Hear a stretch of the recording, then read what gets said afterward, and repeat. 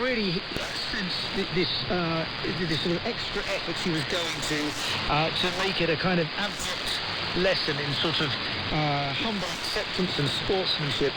Clear contrast, of course, with Donald Trump's refusal to concede back in 2020, and the very issue underlining this whole very hard and bitterly fought campaign here. It goes to show, though, the level of electoral support that Donald Trump still has. It really does. And this isn't the only instance where he has backed one of his own hand-picked candidates, somebody who supports his message of election denialism against an incumbent politician who has been a critic of his. He has deliberately targeted, for example, those members of Congress who voted for impeachment. In at least 3 other cases, he has managed to boost his candidates onto the Republican ballot at their expense. And this shows he still plays this role as kingmaker. And of course it all plays into this idea that he himself has been hinting very strongly at, that he is preparing to announce another bid for a run at the presidency in 2024. Liz Cheney's pitch tonight, even in defeat, she was using this as a kind of platform to look ahead to the future, was over her dead body, essentially, saying that this for her is the beginning of the fight and that she was going to do everything in her power to make sure that Donald Trump never was allowed anywhere near the Oval Office again.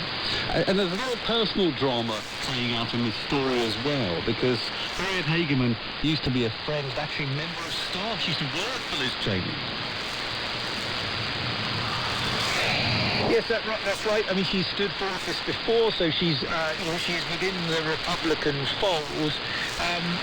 But, I think ultimately this just shows how bitterly Donald Trump has been able to divide the Republican Party between those who, are more traditional, more establishment, and are concerned about some of the things they've seen in terms of the way he exercised power, or at least his actions after leaving office, and those who are all too ready to go along with this myth of a stolen election.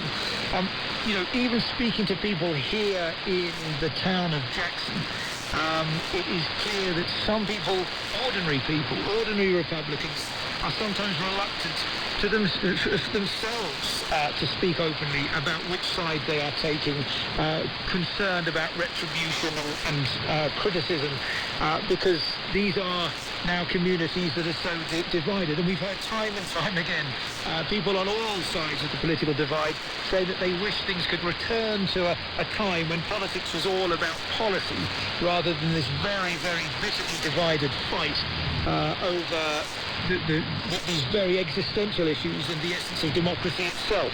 I think there's little hope of any of that here tonight. John, thank you. John Sutton from Jackson, Wyoming. A story we'll come back to a bit later in Newsday. Time now to sports. Isaac Flanders here. Yeah, we're going to start with tennis. Serena Williams was beaten in straight sets by US Open champion Emma Raducanu, 6-4, 6-1 at the Cincinnati Open. Elsewhere, there were pretty worrying scenes for Coco Gauff. She had to retire hurt after twisting her ankle in a match against Marie Buzkova, and let's hope she makes a recovery before the US Open starts on the 29th of August. Manchester United's frustrating start to the season continues. Their deal to sign Juventus midfielder Adrian Rabiot is off because they haven't been able to agree a deal on his wages.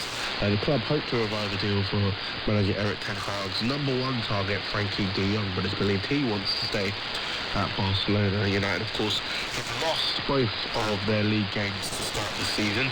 Meanwhile, for Spurs, their summer spending spree continues. They've signed Destiny Udogie from Italian side Udinese to spend the rest of the year there before joining Tottenham next season. And in cricket, South Africa take on England's men's team in the first test of a 3-match series on Wednesday at Lord's. We're going to be hearing from some of the players a little bit later on. Looking forward to that, Isaac. Thank you.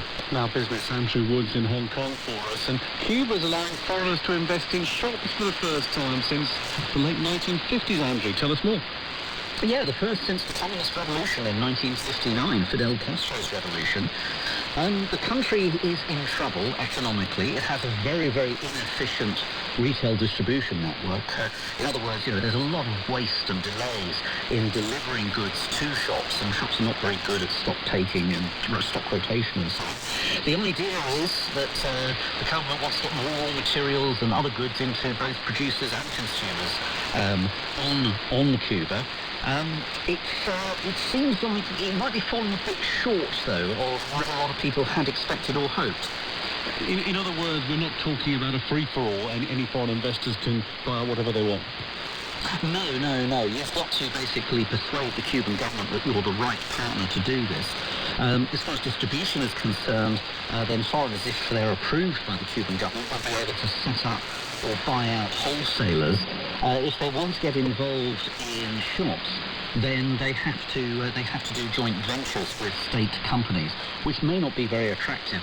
And also, foreign investors might not. We don't know at the moment whether these shops will be able to deal with the local currency or American dollars. And local currency would not be very attractive. From Hong Kong, thank you. This is the BBC World Service with James Cotnell and Andrew Peach.